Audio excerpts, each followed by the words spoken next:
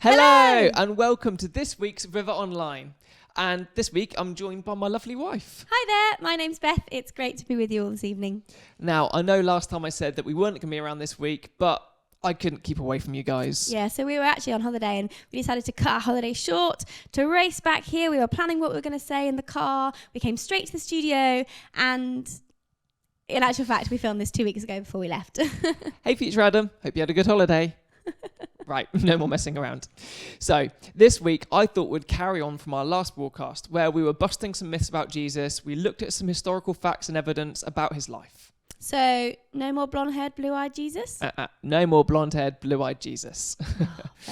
So, if you haven't checked out that video, it's right here. Click this link and pause this one. Go and watch that one right now. Do you think they're gone? I think they're gone, but the question is if they come back. Let's hope so. Hey, Welcome they're back! So this week we wanted to look at things on a bit more of a personal level, looking more in depth at Jesus and his character and how he interacted with different people during his time on earth. And so to do that, I've chosen 3 stories that are in the Bible that we're going to look at that show some of the different aspects of Jesus' character. Right, so on with the first story. Jesus left the Judean countryside and went back to Galilee. To get there, he had to pass through Samaria. He came into Sychar, a Samaritan village that bordered the field Jacob had given his son Joseph. Jacob's well was still there. Jesus, worn out by the trip, sat down at the well. So, just to give you some context here, Jesus was travelling through Samaria. The Samaritans, people from Samaria, and the Jews, Jesus was a Jew, were enemies. They hated each other. Their hatred stemmed way back hundreds of years based upon religious and cultural disagreements. So, needless to say, they wouldn't normally engage one another in conversation. Also, in those days, it would have been a cultural taboo for a man and a woman to talk alone. Anyway, sorry Mark, on with the story. It was noon. A woman, a Samaritan, came to draw water. Jesus said, "Would you give me a drink of water?" His disciples had gone to the village to buy food for lunch. The Samaritan woman, taken aback, asked, "How come you, a Jew, are asking me, a Samaritan woman, for a drink?" Jews in those days wouldn't be caught dead talking to Samaritans. Jesus answered, "If you knew the generosity of God and who I am, you would be asking me for a drink, and I would give you fresh, living water." The woman said, "Sir, you don't even have a bucket to draw with, and this well is deep. So how are you going to get this living water? Are you a better man than our ancestor Jacob, who dug this well and drank from it, he and his sons and livestock, and passed it down to us?" Jesus said, "Everyone who drinks this water will get thirsty again and again. Anyone who drinks the water I give will never thirst. Not ever. The water I give will be an artesian spring within, gushing fountains of endless life."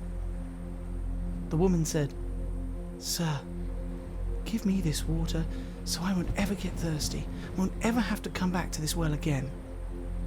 He said, "Go call your husband and then come back." "I have no husband," she said. That's nicely put. I have no husband. You've had 5 husbands, and the man you're living with now isn't even your husband. You spoke the truth there, sure enough. But the time is coming. It has, in fact, come, when what you're called will not matter, and where you go to worship will not matter. It's who you are and the way you live that counts before God. Your worship must engage your spirit in the pursuit of truth. That's the kind of people the Father is out looking for. Those who are simply and honestly themselves before Him in their worship. God is sheer being itself, spirit. Those who worship Him must do it out of their very being, their spirits, their true selves, in adoration. The woman said, "I don't know about that. I do know that the Messiah is coming. When he arrives, we'll get the whole story. I am he, said Jesus. You don't have to wait any longer or look any further.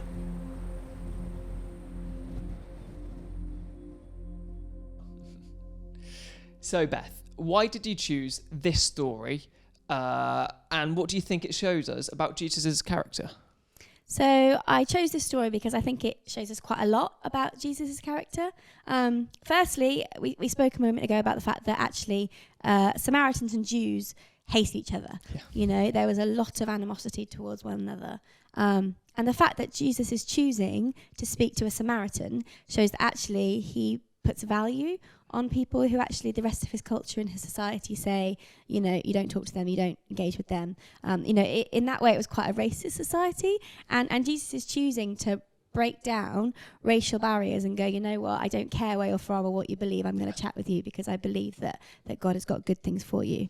And the same with the fact that she was a woman, you know. Yeah. He probably shouldn't have been speaking to a woman on her own, but he sees value in her, and actually it's revealed that this is the first person that Jesus tells that he is the Messiah. Yeah. So out of all the people that he's met over his 30 plus years of being on the planet, the first person that he chooses to reveal that he is the Son of God to is a Samaritan woman. So, you know, Jesus is just working hard to break down racial barriers and gender barriers, and I think that says a lot about his character.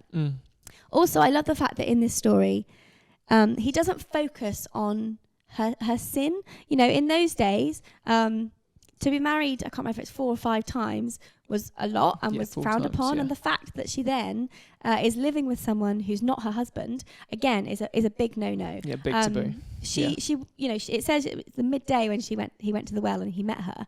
And the reason that she would have been at the well collecting water in the middle of the day, which is the hottest part of the day, is because she would have been a bit of a social pariah, a bit of a social outcast. Yeah, exactly. And so she's gone in the middle of the day to avoid meeting other women, collecting water, other people, because, you know, I would imagine society hasn't treated her well because of the fact, you know, her past and her sin. And yet Jesus doesn't condemn her for her sin. He doesn't come out like, you're a bad person, you've done this, this and this. And I think often when we think of God, we think of this big judge, and the first thing that he sees is all the bad stuff that we've done. And Jesus doesn't do that. You know, he talks to her about living water and all these things first. And then even when he does mention her sin, it's not bad person. He just says, you know, it's acknowledging it, isn't exactly it? It's acknowledging it and then saying, but actually God still has wonderful things for you. God wants you to worship him, and at some point soon it's not going to matter what race, what religion, what gender you are. Yeah. Everyone can freely come and worship God, and I just think that's wonderful. That's amazing. I love that. Yeah. I really love that. And that breaking down of those racial barriers is really relevant all the way through to today. Yeah. It's something we can learn from. That's why we love the Bible, because it's as relevant 2,000 years ago when it was being lived and written as it is today. It's amazing. So moving on to our second story, our second account of Jesus. This time he is, well, it's quite different to the gentle, mild Jesus that we have pictured in our heads.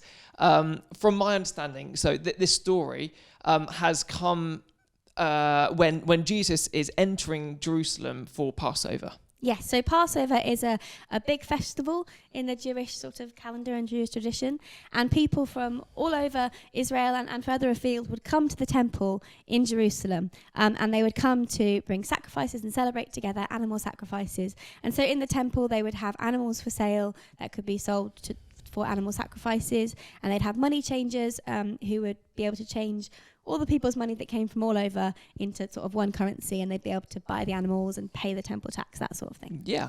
So in this account, Jesus goes into the temple and he sees people selling cattle and sheep for offerings and doves, and others sat at table, as you said, exchanging money. People have come from far and wide, and they're changing their money for money they can use in the temple. So Jesus, he makes a whip and he starts driving everybody out. All of the sheep and the cattle get driven out. Everyone who's in there trying to trade, and the money changers as well. They're all sat at, exchanging their currency. And he goes and flips the tables over, and everything goes everywhere.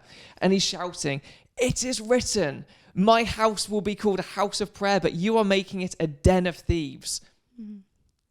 This is a pretty weird story. It is. What on earth is going on here? And what part of God's character are you trying to show us with this account? I know. I think most people probably wouldn't expect me to choose this story, but I do love it because actually we get to see, firstly, Jesus' very real human emotion, which is anger. And anger in itself is not a bad thing. Obviously, it's how we choose to channel that anger. But it's really interesting to see what Jesus was angry about. You see, the reason that he was angry is that people were coming, as we said, to buy animals for animal sacrifice, and they were charging loads and loads of money, and they were giving people a really poor exchange rate when they were trading in their currency. And so basically they were cheating these people who'd come to worship and honor God. And so Jesus was angry. He was cross. He was like, this isn't right. People are coming here to worship God, and they should be free to do that, and they shouldn't be stopped by whether or not they could afford to buy a dove or afford to, the exchange rate or things like that. And so he was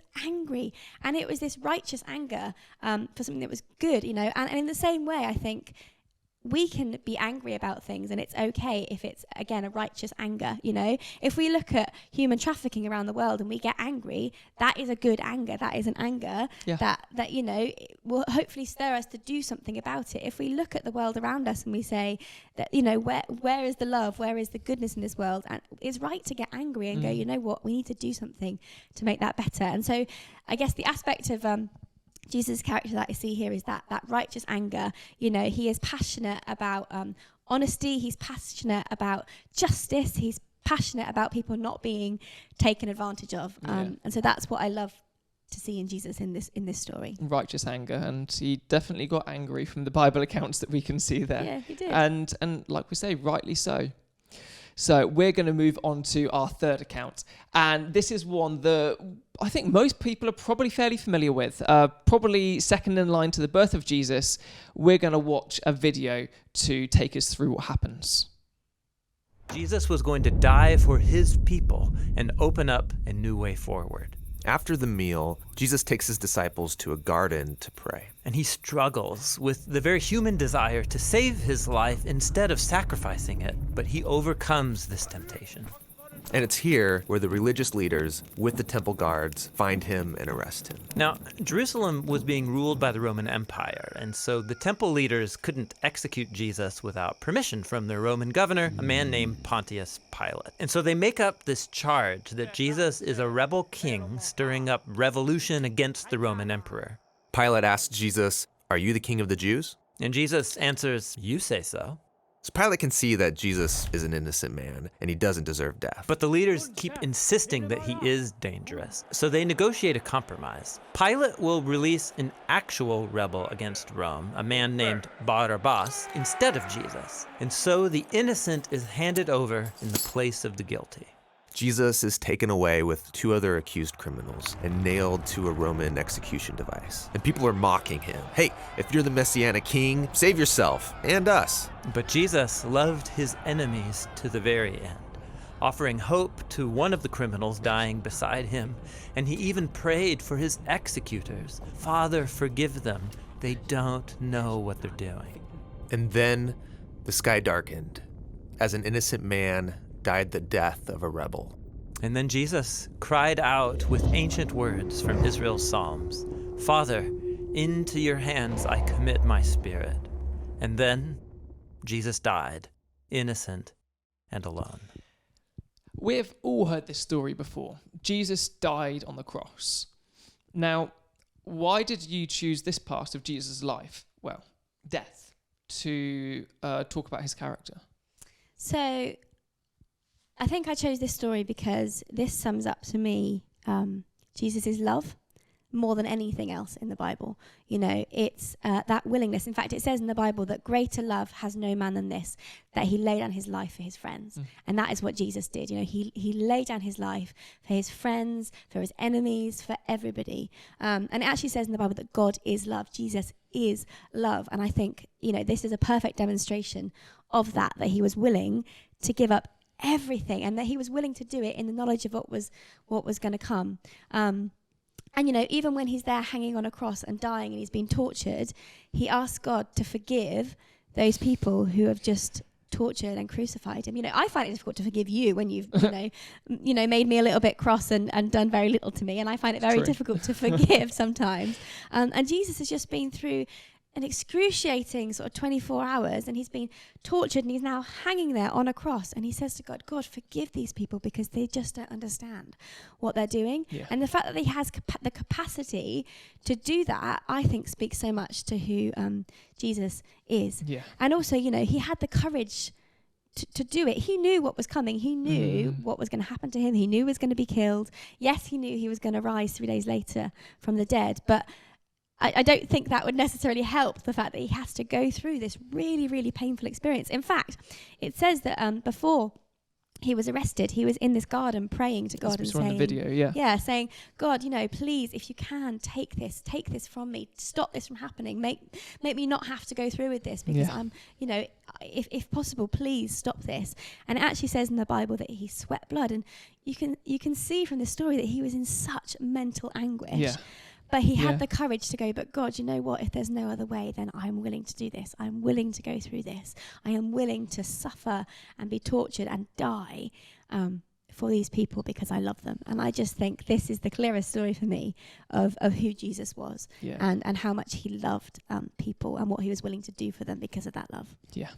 So those are just 3 stories. Obviously, there's lots and lots of stories in the Bible about Jesus that give us more of a glimpse into who he was. But those are 3 stories that I think show some really good characteristics of Jesus and how he interacted with the people around him. Amazing. Thank you.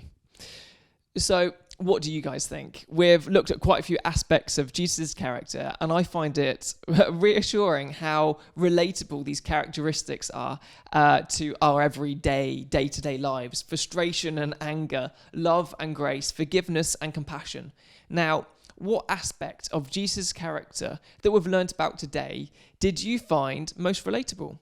And what aspect of his character, if any, did you find most surprising? Now, pop your answers in the comment section or in the chat box. We'd love to hear from you. We'd love to chat with you there. Yeah. Now, I found this quote by a guy called Timothy Keller, and he wrote a book that's called "Making Sense of God: An Invitation to the Skeptical," and I think it quite nicely sums up sort of what we've said today. So it says this. In Jesus, we see qualities and virtues we would ordinarily consider incompatible in the same person. We would never think that they could be combined, but because they are strikingly beautiful. Jesus combines high majesty with the greatest humility. He joins the strongest commitment to justice with astonishing mercy and grace. And he reveals a transcendent self-sufficiency and yet entire trust in and reliance upon his heavenly Father. We are surprised to see tenderness without any weakness, boldness without harshness, humility without any uncertainty, indeed accompanied by a towering confidence. Readers can discover for themselves his unbending convictions, but complete approachability, his insistence on truth, but always bathed in love, his power without insensitivity, integrity without rigidity, and passion without prejudice. Amazing. That's a fantastic quote. So, thank you so much for joining us today. If you want to reach out to us, you can find us on Instagram and Facebook, or you can drop a comment here, or you can email us at prayer@riverchurch.org.uk. We'd love to hear from you. We'd love to pray with you. We'd love to answer your questions. And we're just really glad to have you with us here today. Yeah, if you liked today's video, make sure to give us a thumbs up. And if you want to get notifications when we go live or when we post other videos, then make sure you hit the subscribe button, and you should get a little notification that comes up on your phone or your computer when those things happen. Yeah. So we'll be back again in a couple of weeks' time, looking at our next topic. But until then, we hope you have a fantastic couple of weeks. And we'll see you around. Thanks for joining us. Bye-bye. Goodbye.